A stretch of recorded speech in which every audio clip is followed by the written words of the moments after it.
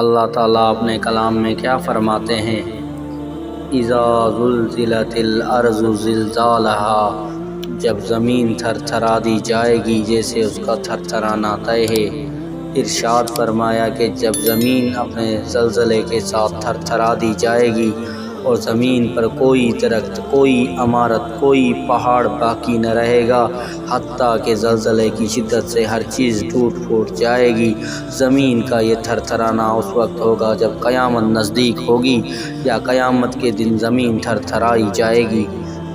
قیامت کا زلزلہ کتنا ہولناک ہے، اس کے بارے میں ایک مقام پر اللہ تعالیٰ ارشاد فرماتا ہے سورۃ الحج میں، اے لوگو اپنے رب سے ڈرو، بے شک قیامت کا زلزلہ بہت بڑی چیز ہے۔